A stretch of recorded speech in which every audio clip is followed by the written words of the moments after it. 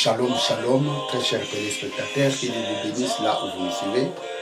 Bien, vous êtes dans CGC TV, croissez dans la grâce et dans la connaissance télévision avec le pasteur Jimmy Senga. Bien, très chers téléspectateurs, aujourd'hui, je suis venu continuer ma prédication sur notre Père. Aujourd'hui, c'est la 6e partie de toute cette série de prédications.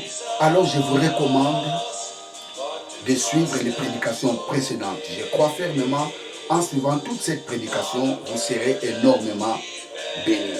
Bien, je vais commencer par la prière avant de débuter la prédication d'aujourd'hui. Éternel Dieu, je te rends grâce pour ces privilèges que tu m'as accordés pour prêcher ta parole à la multitude des gens qui me regardent en ce moment. Laisse que ton esprit touche leur cœur pour qu'ils saisissent l'importance de cette prédication. Je te rends toute la gloire, c'est toi qui es notre Dieu. Au nom de Jésus. Amen. Praise God. Alléluia. Praise God. Alléluia. Bien, très chers téléspectateurs, comme je vous ai dit, aujourd'hui c'est la 6e partie de cette prédication que je suis en train de prêcher à travers cette chaîne. Le titre de cette prédication est « Notre Père ». Et ce thème, je l'ai tiré dans l'évangile de Matthieu, Matthieu chapitre 6, verset 9.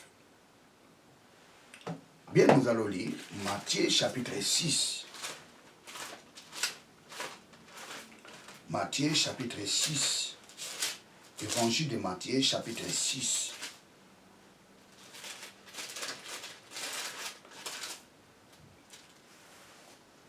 Nous allons commencer au verset 9. Praise God, hallelujah. Voici donc comment vous devez prier. Notre Père qui est aux cieux, que ton nom soit sanctifié, que ton règne vienne, que ta volonté soit faite sur la terre comme au ciel. Donne-nous aujourd'hui notre pain quotidien. Pardonne-nous nos offenses, comme nous aussi nous pardonnons à ceux qui nous ont offensés. 13. Ne nous induis pas en tentation, mais délivre-nous du malin, car c'est à toi qu'appartient dans tous les siècles les règnes, la puissance et la gloire. Amen. Mais notre sous-thème aujourd'hui, c'est au verset 12. Pardonne-nous nos offenses. Pardonnez-nous nos offenses. Vous savez, très chers téléspectateurs, je ne cesserai de dire, la prière Notre Père est un modèle de la prière. Lorsque vous priez, votre prière doit être cadrée dans la prière Notre Père. Parce que la prière Notre Père est un modèle. La prière Notre Père avant la mort de Jésus est différente après sa résurrection.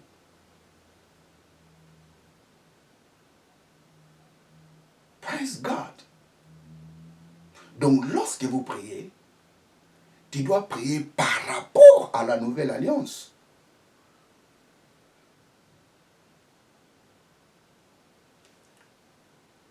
La nouvelle alliance commence dans les livres des Actes des Apôtres. Les évangiles nous parlent de l'ancienne alliance et des bases de la nouvelle alliance. Donc les évangiles sont des livres de transition, je dirais, entre l'ancienne et la nouvelle alliance. Donc lorsque vous prêchez les évangiles, vous devez faire très attention, sinon vous risquerez de tomber dans l'ancienne alliance.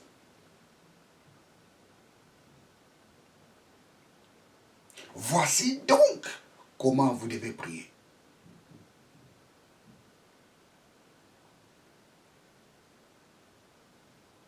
Et cette phrase nous dit clairement que la prière Notre Père est un modèle de la prière.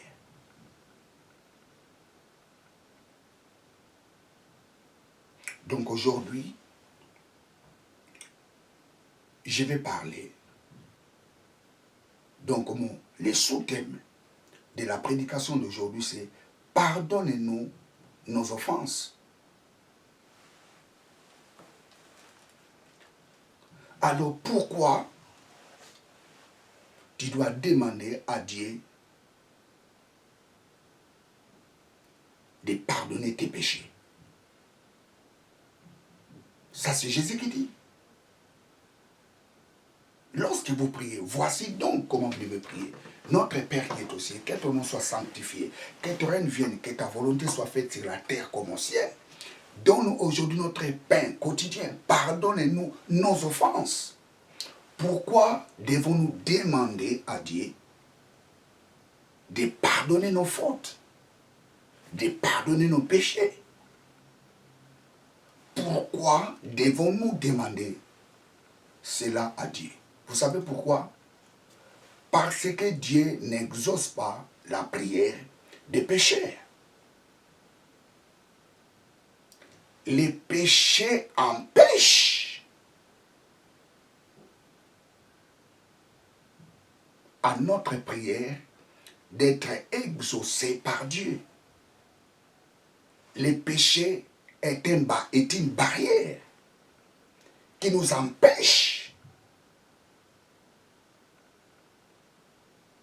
que Dieu exauce nos prières. Et c'est pour cela que Jésus dit, hey, lorsque vous priez, vous devez dire à Dieu, pardonnez-nous nos offenses. Pourquoi? Parce que Dieu n'exauce pas les pécheurs. Nous allons lire Évangile de Jean. Jean chapitre 9, verset 31. Jean 9, 31. Jean 9, 31. Nous savons que Dieu n'exauce point les pécheurs. Mais si quelqu'un l'honore et fait sa volonté, c'est celui-là qui l'exauce. Nous savons que Dieu n'exauce point les pécheurs. C'est pour cela, lorsque vous priez, vous devez demander à Dieu de pardonner tes péchés. Nous allons prendre encore un passage. Job.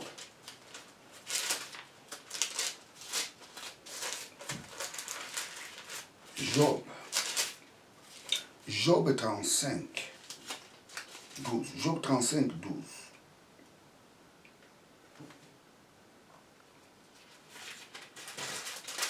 Job 35, 12. On a beau crier, alors Dieu ne répond pas. À cause de l'orgueil des méchants, on a beau prier, mais Dieu ne répond pas. Pourquoi? À cause de l'orgueil des méchants. Dieu n'exauce pas les pécheurs. Psaume 18. Psaume 18, 41. Psaume 18, 41. Tu fais tourner le dos à mes ennemis. Devant moi. Et non, 40, je prends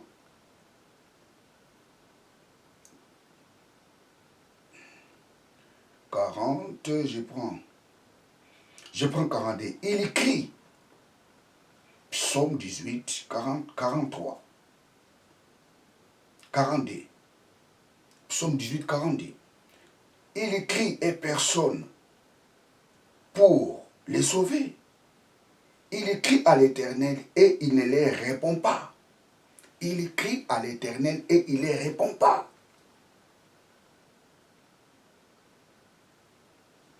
Dieu n'exauce pas les pécheurs. Je prends Proverbe 63. Proverbe 63.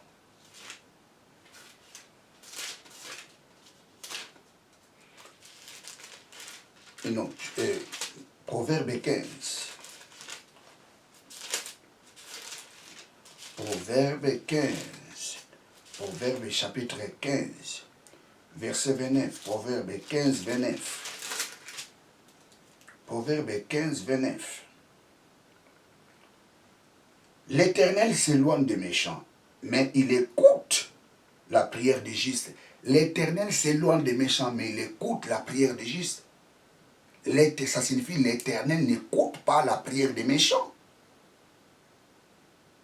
Il écoute la prière des justes. Psaume 66. Psaume 66. Psaume 66. Psaume 66. Verset 18. Si j'avais conçu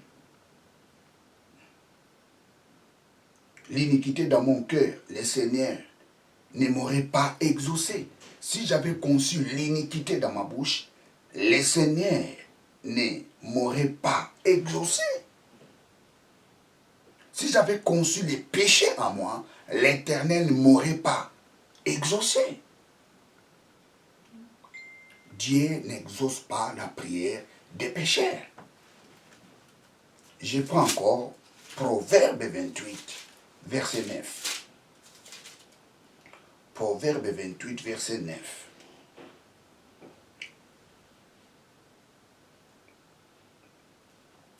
Proverbe 28, verset 9. Si quelqu'un détourne l'oreille pour ne pas écouter la loi, sa prière même est une abomination. Est une abomination.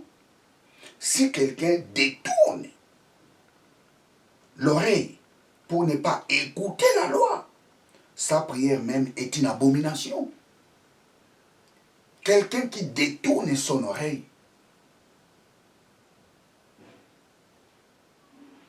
pour ne pas écouter la loi, c'est un méchant, c'est un pécheur. Alors sa prière est une abomination. Lorsque la prière devient une abomination, ça signifie que cette prière ne peut pas être exaucée. Dieu n'exauce pas la prière des pécheurs. Et c'est pour cela, lorsque vous priez,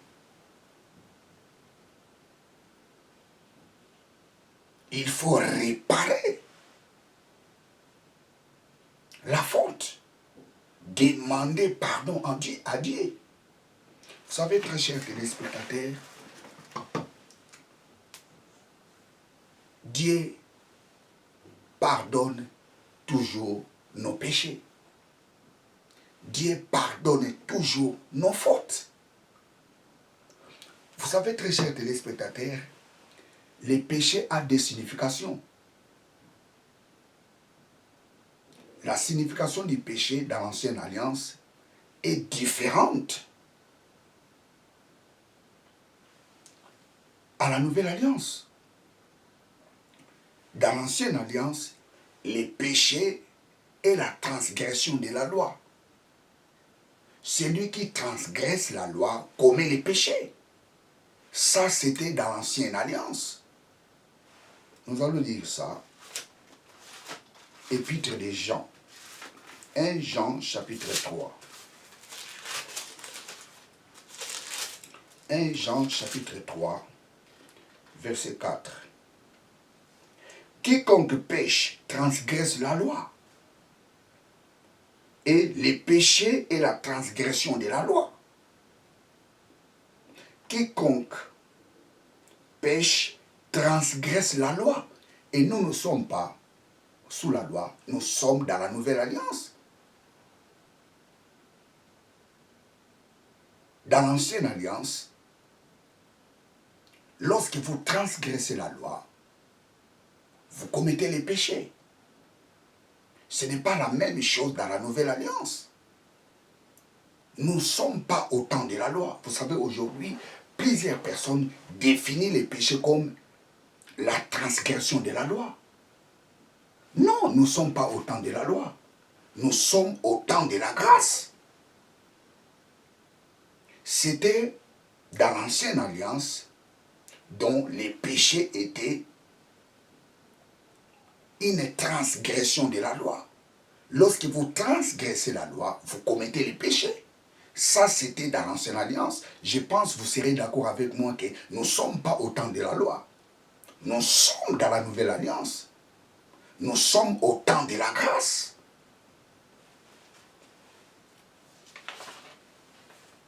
Alors maintenant, la définition du péché dans la nouvelle alliance, c'est quoi?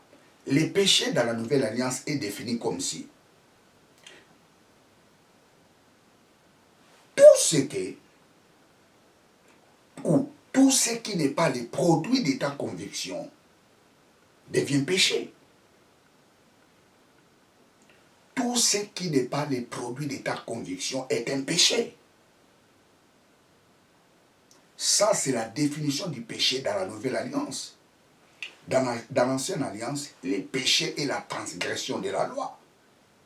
Dans la nouvelle alliance, tout ce qui n'est pas le produit de ta conviction est un péché. Romains chapitre 14, verset 23. Romains 14, verset 23.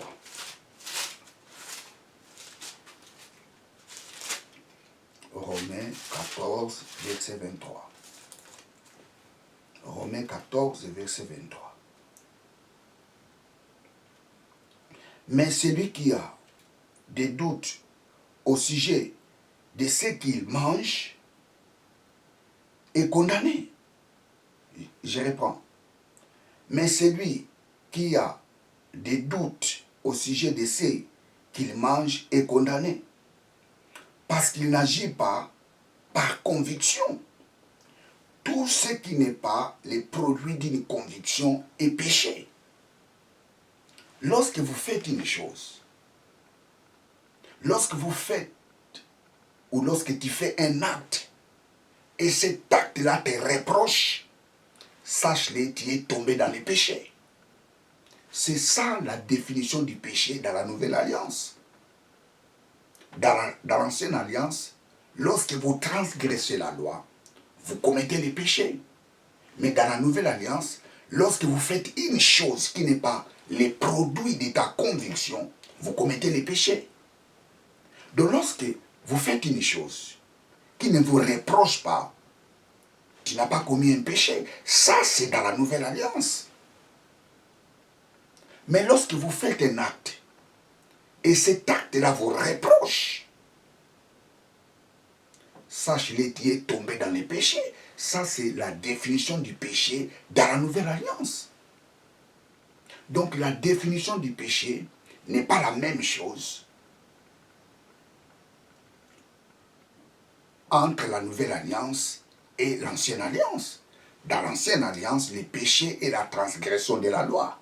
Mais dans la nouvelle alliance, tout ce qui n'est pas le produit de ta conviction est péché. C'est ça la différence de la définition du péché entre l'ancienne et la nouvelle alliance. Vous savez, très chers téléspectateurs, Dieu est là pour pardonner tes péchés. Quels que soient les péchés que vous avez commis, Dieu est là pour te pardonner. Nous allons prendre encore un passage. Ésaïe. Le livre d'Ésaïe, chapitre 1er. Ésaïe, chapitre 1er. Ésaïe, chapitre 1er, verset 15.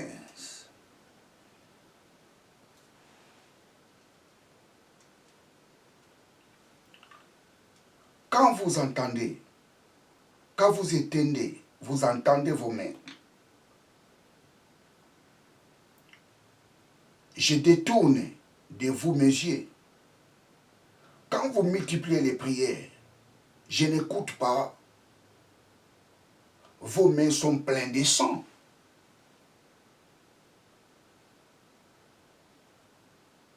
Comme je vous ai dit au début, Dieu n'exauce pas les pécheurs. Mais ça ne signifie pas Dieu ne pardonne pas les pécheurs. Dieu n'exauce pas les pécheurs. Cela ne signifie pas Dieu ne pardonne pas les pécheurs.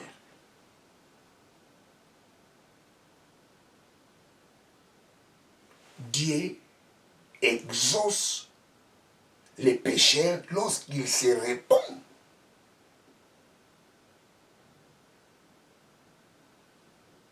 de tout ce qu'il a fait.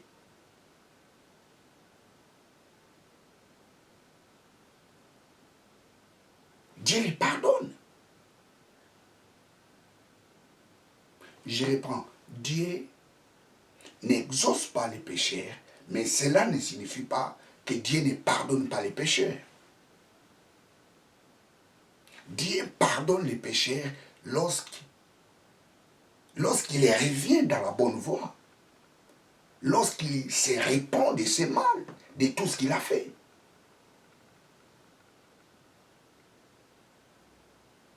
Nous allons lire les mêmes Ésaïe, Ésaïe chapitre 1er verset 18. Venez et plaidons, dit l'Éternel, si vos péchés sont comme les cramoisis, ils deviendront blancs comme de la neige. Ça c'est dit. Même si tes péchés sont rouges, si vous demandez pardon à Dieu, Dieu te pardonnera, il les rendra. Il te rendra blanc comme de la neige. Je reprends. Venez et plaidons, dit l'Éternel, si vos péchés sont comme la cramoisie, ils deviendront blancs comme la neige.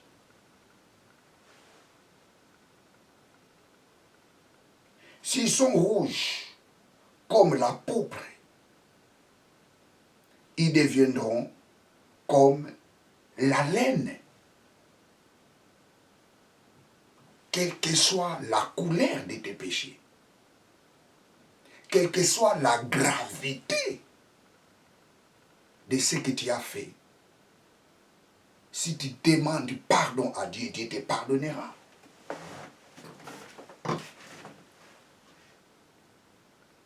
Si tout ce que tu avais fait était rouge, Dieu est capable de les rendre blancs comme de la neige.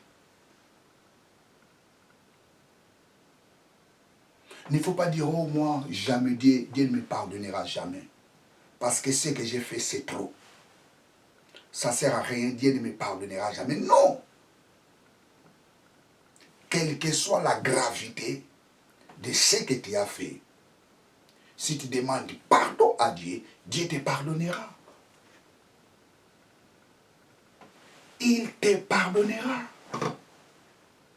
Pardonne-nous nos offenses. Dieu n'exauce pas les pécheurs.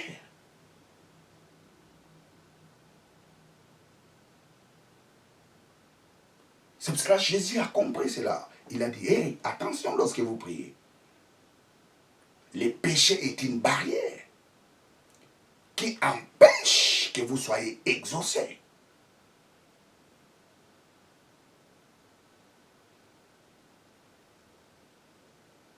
Dieu est là pour te pardonner.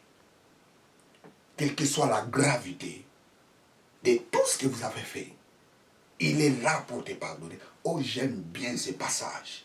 Ésaïe chapitre 1er verset 18. Même si tes péchés étaient comme des cramoisis, si vous plaidez à lui, Dieu les rendra blancs comme de la neige. Ça signifie Dieu te pardonnera. Quelle que soit la gravité de ce que tu as fait.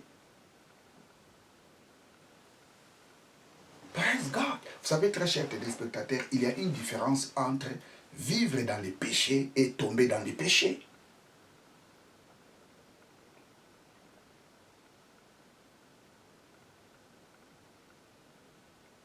C'est différent. Vivre dans les péchés et tomber dans les péchés. Les pécheurs vivent dans les péchés.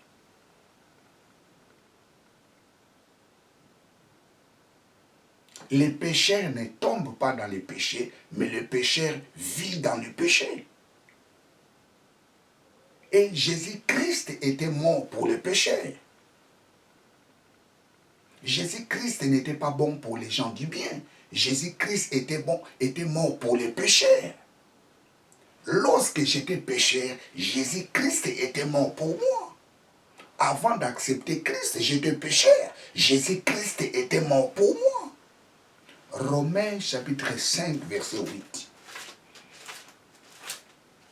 Romains chapitre 5, verset 8. Mais Dieu prouve son amour envers nous, en ce que lorsque nous étions encore pécheurs, Christ était mort pour nous. Lorsque nous étions encore pécheurs, Christ était mort pour nous. Jésus-Christ était mort pour les pécheurs. Toi qui me regardes, je t'annonce la bonne nouvelle. Jésus-Christ était mort pour toi. Lorsque nous étions encore des pécheurs, Jésus-Christ était mort pour nous. Jésus-Christ n'était pas mort pour les gens du bien. Jésus-Christ était mort pour les pécheurs.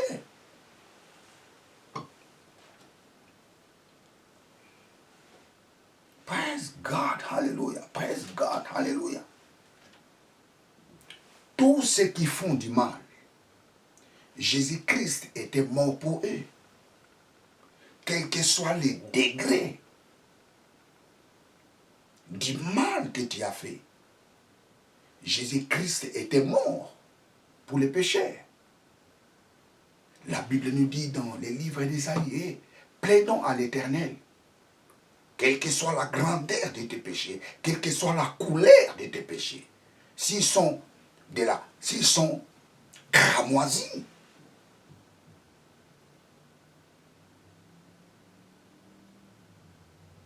Dieu les rendra blancs comme de la neige. Si tes péchés sont rouges comme de la pourpre, Dieu les rendra comme de la laine. Ça signifie quel que soit les degrés des fautes que tu avais commises. J'ai dit quel que soit les degrés des mal que tu avais commises. Je t'annonce la bonne nouvelle. Si tu demandes pardon à Dieu, Dieu te pardonnera.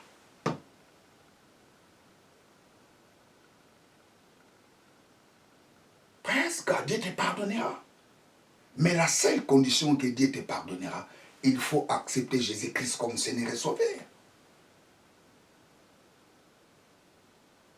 Accepter Jésus-Christ dans ton cœur. Accepter Jésus-Christ, il était mort pour toi. Il était mort à cause de tes péchés. Si tu acceptes cela, directement Dieu te pardonne. Parce que Christ a versé son sang pour effacer nos péchés.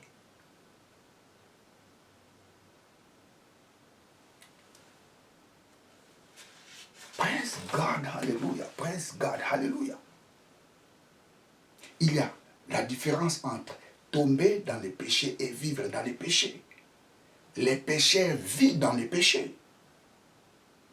Les pécheurs ne tombent pas dans les péchés, mais les pécheurs vivent dans les péchés.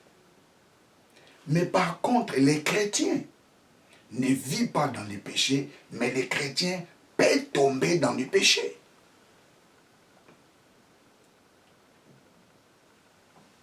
Les chrétiens ne sont pas des pécheurs. Parce que Christ a effacé leurs péchés. Les jours qu'ils avaient accepté Jésus-Christ comme Seigneur et Sauveur, les jours qu'ils avaient eu cette décision d'accepter Jésus-Christ comme Seigneur et Sauveur, Dieu a effacé leurs péchés. Ils sont devenus enfants de Dieu. Ils sont devenus des nouvelles créatures. 2 Corinthiens chapitre 5, verset 17. 2 Corinthiens 5, 17. Praise God. Et si quelqu'un est en Christ, il est une nouvelle créature. Les choses anciennes sont passées et voici toutes choses sont devenues nouvelles.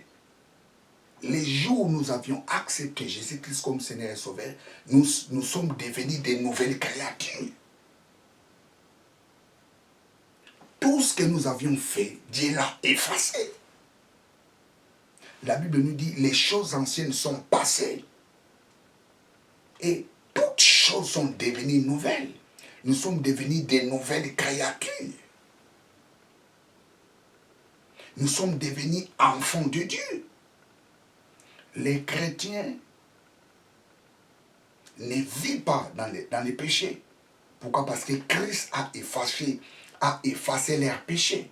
Mais ça peut arriver, un chrétien de tomber dans les péchés.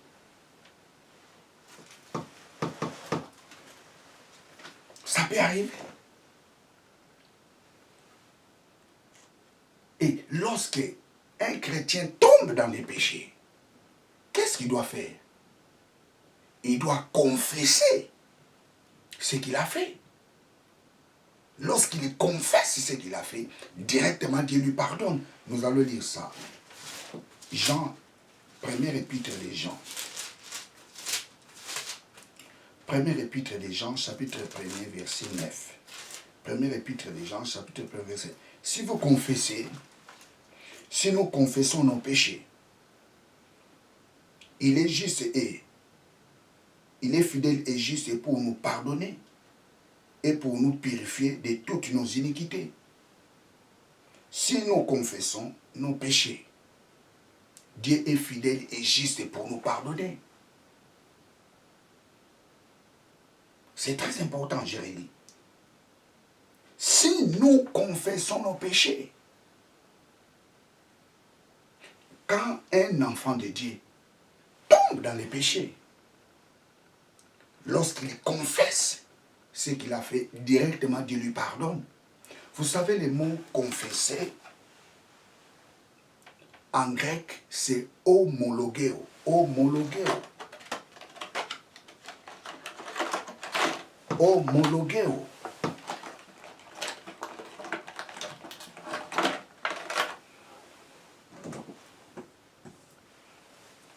Homologeo.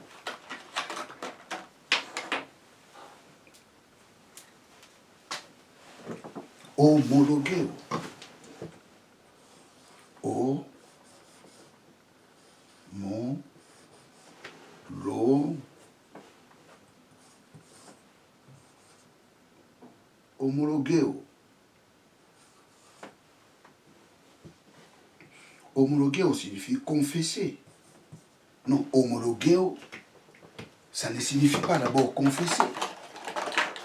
Homologeo,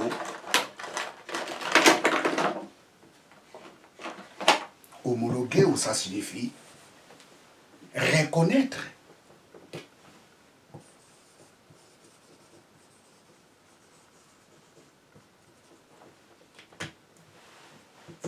Homologeo. Homologeo, ça signifie reconnaître.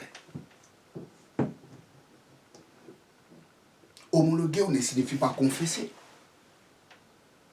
Homologeo, ça signifie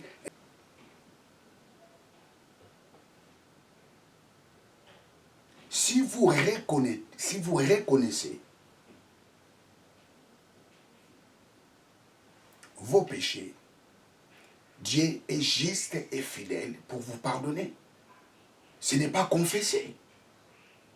Parce que le mot grec qui est là-bas, c'est homologeo, qui signifie reconnaître. Lorsque tu reconnais que tu as fait quelque chose qui n'était pas bon, lorsque tu reconnais cela, directement Dieu te pardonne. Ce n'est pas confesser. Ce sont des traducteurs qui ont mis ces mots, confesser. Mais le mot grec, c'est reconnaître. Vous savez, aujourd'hui, plusieurs personnes confessent leurs péchés devant les pasteurs, devant les prêtres. N'allez pas confesser tes péchés devant les hommes de Dieu. N'allez pas confesser tes péchés devant les prêtres. La Bible nous dit, si vous reconnaissez vos péchés, la Bible ne dit pas si vous confessez, parce que le mot grec qui est ici, c'est homologueo.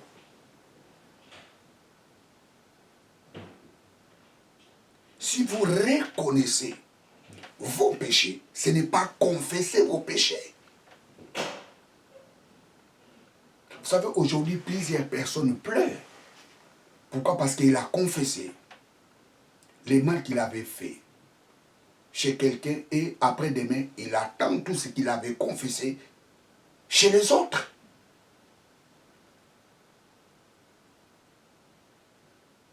N'allez pas faire la confession de tes péchés chez les hommes de Dieu. La Bible nous dit, si vous reconnaissez vos péchés, ce n'est pas confesser. Ici, je parle grec. Ici, je suis dans les textes originaux.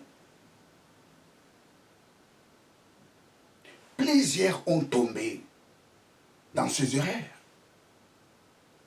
Si vous homologuez vos péchés, Dieu est juste et fidèle pour vous pardonner. Un chrétien, lorsqu'il reconnaît, il a mal fait, directement Dieu lui pardonne.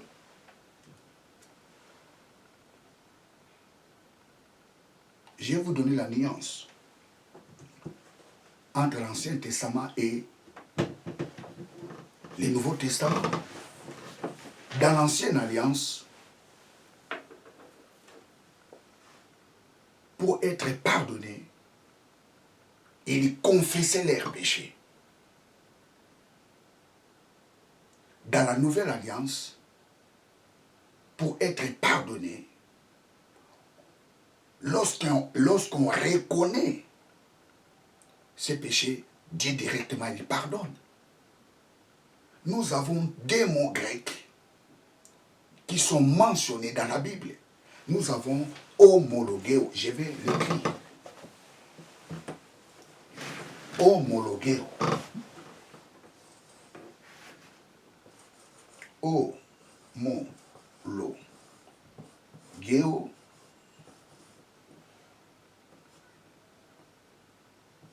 Reconnaître.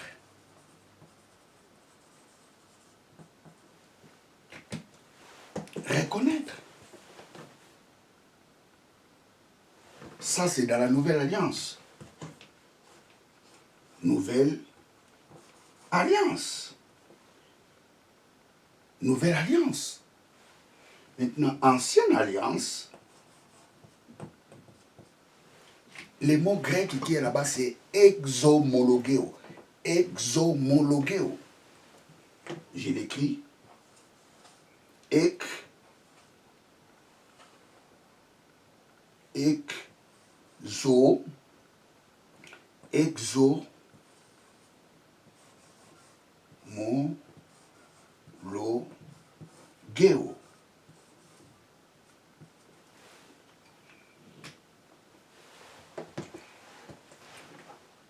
Exomologueo.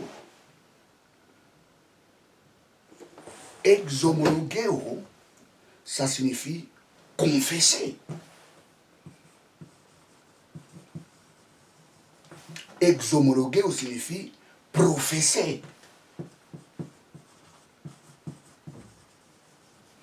Exomologueo signifie reconnaître ouvertement.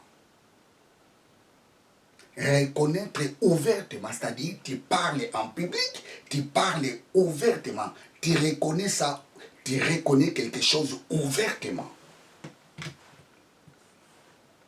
Reconnaître ouvertement.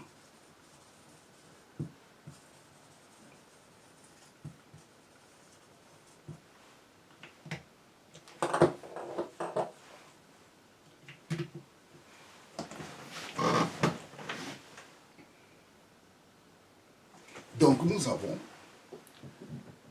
dans l'ancienne alliance, pour être pardonnés, les gens confessaient leurs péchés. Le mot grec, c'est exomologeo. C'est-à-dire qu'ils confessaient ouvertement leurs péchés. Mais, dans la nouvelle alliance, ce n'est pas exomologeo, c'est homologeo, signifie reconnaître les péchés. Oh, ça c'est la faveur que Dieu nous a fait. Dans l'Ancien Testament, ils confessaient en public leurs péchés.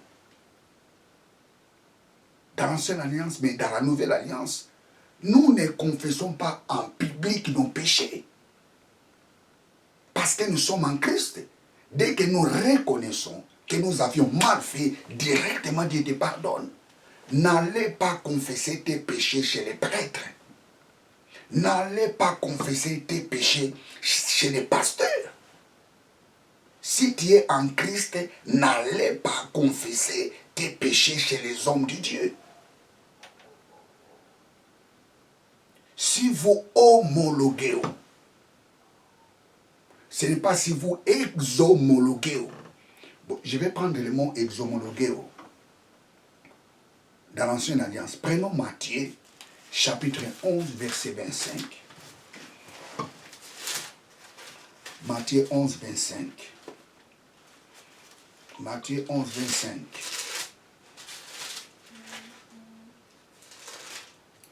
Matthieu 11, 25.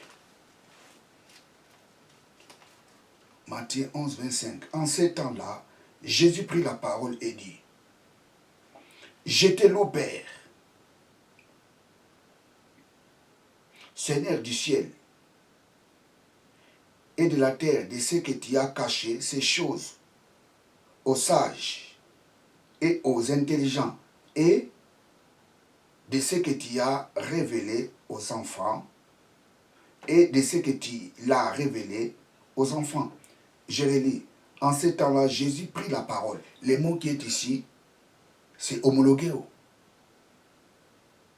Jésus a exomologueo. C'est-à-dire, il a confessé ouvertement au Père qui a révélé ces choses aux enfants. Le mot grec qui est ici, c'est exomologueo. Jésus prit la parole et exomologueo. Ici, on dit Jésus prit la parole et dit, mais le mot grec, Jésus prit la parole et exomologueo. Je prends un autre passage. Matthieu 1, Marc chapitre 1er, verset 11. Marc chapitre 1er, verset 5. Tous les pays de Judée et tous les habitants de Jérusalem se rendaient auprès de lui et confessaient leurs péchés. Et exomologueo, on n'a pas dit homologueo, exomologueo, leurs péchés, c'est-à-dire ils confessaient ouvertement leurs péchés. C'était dans l'Ancienne Alliance. Je prends encore Luc. Luc chapitre 10, verset 21. Luc 10, 21. Luc 10, 21. En ce moment même, Jésus tressaillit de joie par le Saint-Esprit et dit, « Je te loue, Père, le Seigneur du ciel et de la terre, de ce que tu as caché ces choses aux sages et aux intelligents, et de ce que tu l'as révélé aux enfants. Oui, Père, je te loue de ce que tu l'as voulu ainsi. » En ce moment, Jésus tressaillit de joie par le Saint-Esprit et il exomologuait. Vous savez, on peut confesser aussi des choses positives. On ne confesse pas seulement les péchés, mais on peut aussi confesser un bienfait. Praise God. On peut aussi confesser un bienfait. Lorsqu'on dit la confession, ce n'est pas seulement on doit confesser les péchés. Ce n'est pas seulement quand on dit confesser, on confesse seulement les péchés. Non. On peut aussi confesser un bienfait que quelqu'un a fait. Un bienfait que quelqu'un vous a fait. Qui peut aussi les confesser en public. Donc, il y a une grande différence entre homologuéo et exhomologuéo. Dans l'Ancien Testament, pour être pardonné, il faisait exhomologuéo. Il confessait publiquement leurs péchés. Ça, c'était dans l'ancienne alliance. Mais dans la nouvelle alliance, lorsque quelqu'un reconnaît qu'il a mal fait, directement Dieu lui pardonne. Ce n'est pas en confessant tes péchés chez un homme de Dieu tu seras pardonné, non. Vous savez, lorsque des fois, je dirais, lorsque nous disons au Dieu pardonne-moi, moi je peux dire c'est une formalité. Lorsque je reconnais que j'ai mal fait, Dieu directement me pardonne.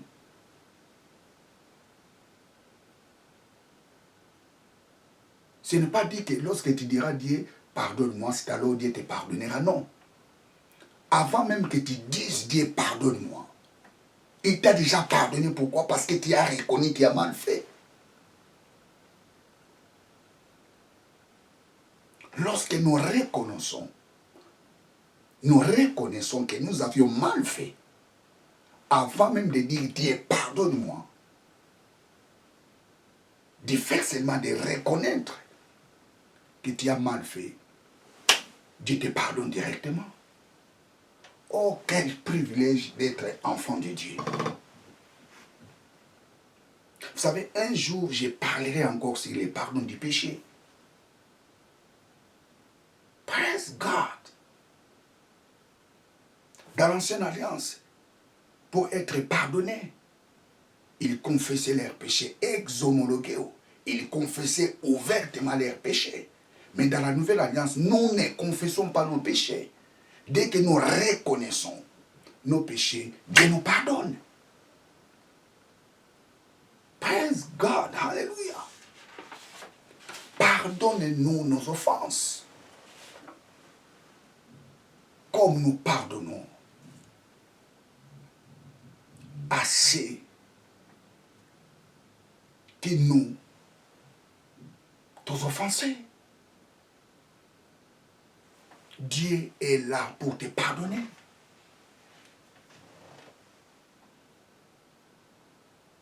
Dieu est là pour te pardonner. Quel que soit le degré du mal que tu avais fait. Si tu acceptes Jésus-Christ comme ton Seigneur et ton Sauveur, Dieu te pardonne. Parce que Christ a versé son sang pour effacer nos péchés. Il ne faut pas dire, oh, ce que j'ai fait, ça ne mérite pas le pardon. Dieu ne me pardonnera jamais parce que j'ai commis beaucoup de fautes dans ma vie. Non. Même si tes péchés sont comme de la cramoisie,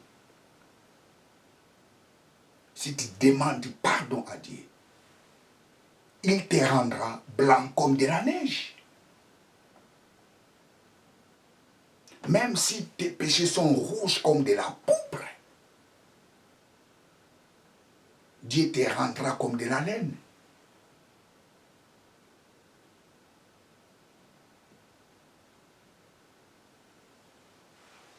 Praise God, hallelujah. Si vous confessez vos péchés, Dieu est juste et fidèle pour te pardonner. Dieu est là pour te pardonner. Les péchés empêchent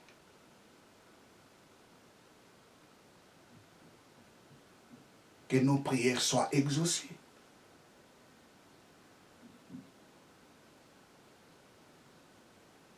Tu es en Christ.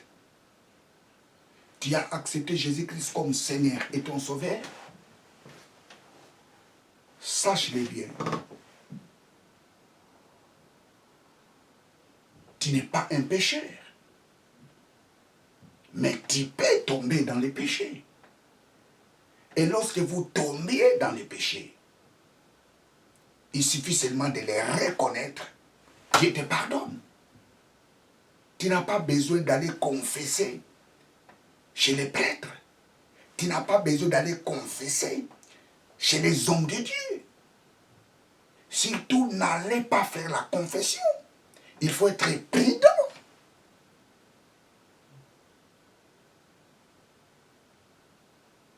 Il faut être prudent. De peur que tout ce que tu as confessé, qu'après-demain, tu l'écoutes dans la bouche des gens.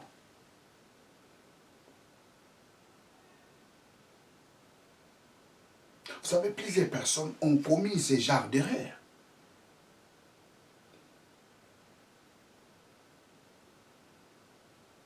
Ils ont confessé leurs péchés. Ils ont confessé les mal qu'ils ont fait. Et ils ont entendu ce qu'ils avaient confessé. En cachet. Chez les autres.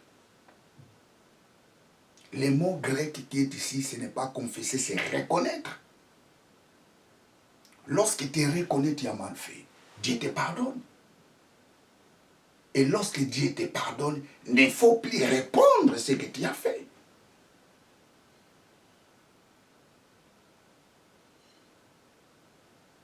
Mais si tu sens que il faut que je confesse,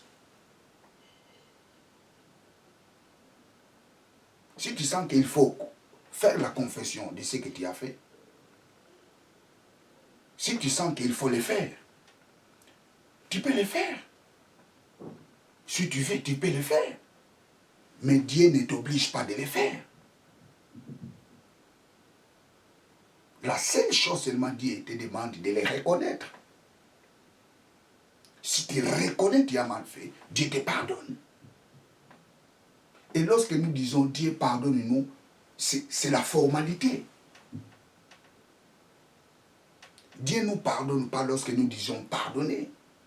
Dieu nous pardonne lorsque nous reconnaissons que nous avions mal fait. Directement, Dieu nous pardonne. Ça, c'est pour les enfants de Dieu. Mais si tu n'as pas encore accepté Jésus-Christ comme Seigneur et Sauveur, tu as besoin d'accepter Jésus-Christ dans ta vie. Tu as besoin de l'accepter.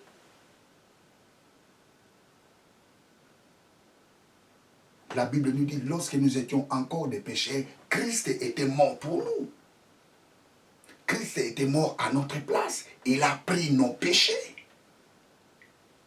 Et si tu l'acceptes comme ton Seigneur, tu l'acceptes comme ton Sauveur, il t'a sauvé du péché. Si tu acceptes cela, Dieu efface tout le mal que tu as fait. Et Dieu l'oublie. Quand Dieu te pardonne, il oublie même, il t'a pardonné. C'est pour cela que la Bible nous dit, si quelqu'un est en Christ, il est une nouvelle créature. Les choses anciennes sont passées. Tout le mal que tu avais fait, c'est passé. Et voici, toutes choses sont devenues nouvelles. Tu es devenu une nouvelle créature. Tu es devenu un enfant de Dieu. Tu es devenu saint.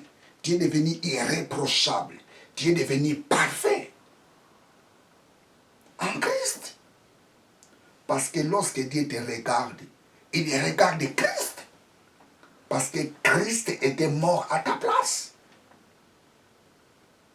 C'est pour cela qu'on t'appelle chrétien. Pardonne-nous nos offenses. Dieu pardonne toujours. Dieu est là pour nous pardonner. Dieu n'exauce pas les pécheurs. Cela ne signifie pas Dieu ne pardonne pas les pécheurs. Dieu pardonne le pécheur lorsqu'il se répand de ce qu'il a fait. Lorsqu'il se répand de ce mal, du mal qu'il avait fait.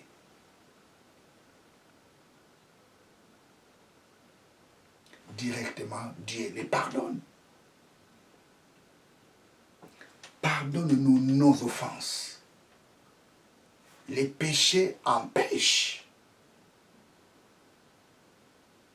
à nos prières afin qu'ils soient exaucés par Dieu. Les péchés mettent toujours une barrière. C'est pour cela que Jésus-Christ dit, lorsque vous priez, dites au Père, pardonnez-nous nos offenses. Pourquoi? Parce que les péchés est un élément qui bloque l'exaucement de la prière. Bien très chers téléspectateurs, je suis à la fin de ma prédication. Tu veux accepter Jésus-Christ comme Seigneur et Sauveur? Regarde encore une opportunité que Dieu t'offre. Tu vas faire cette prière avec moi. Lorsque je dirai mon nom, toi tu diras les tiens ou la tienne.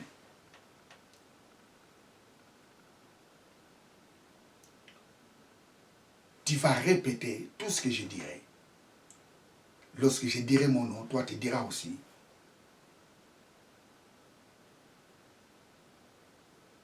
les tiens ou la tienne. Tu veux l'accepter comme son Seigneur et Sauveur? Alors faites cette prière avec moi. Éternel Dieu, je confesse dans ma bouche le Seigneur Jésus. Je crois dans mon cœur que Dieu l'a ressuscité d'entre les morts pour que je sois sauvé. Papa, merci parce que je suis sauvé. Papa, merci parce que j'accepte Jésus-Christ dans mon cœur. Il était mort à cause de mes péchés. Et qu'il a ressuscité d'entre les morts pour mon salut. Papa, merci. Merci parce que je suis devenu une nouvelle créature. Papa, merci. Parce que moi, Jimmy, je suis sauvé. Papa, je bénis ton nom. Merci. Au nom de Jésus. Amen. Praise God. Hallelujah. La prière que vous venez de faire a changé les cours de ta vie. Tu es devenu enfant de Dieu. Tu es devenu une nouvelle créature. Tous les mal que tu avais fait, Dieu t'a pardonné. Et lorsque Dieu te regarde maintenant, Dieu te voit une nouvelle créature. Dieu voit Christ en toi. Tu n'es plus la même personne. Praise God. Il y a une fête au ciel. La Bible nous dit, quand un méchant se répand, il y a une fête qui est au ciel. Aujourd'hui, il y a la fête au ciel. Pourquoi? Parce que il y a quelqu'un qui est revenu à la maison. Et la personne là, c'est toi. Alors, ce que tu dois faire, c'est quoi? Tu dois chercher une église. Tu dois chercher une église. Et tu dois demander au pasteur les baptêmes. Tu diras au pasteur, j'ai accepté Jésus-Christ comme Seigneur et Sauveur. Maintenant, je vais être baptisé. Praise God. Hallelujah. Partagez ces vidéos à vos amis, aux membres de vos familles. Et abonnez-vous massivement dans cette chaîne de télévision. Bien, vous y étiez avec le pasteur Jimmy Senga. Que Dieu vous bénisse. Ciao.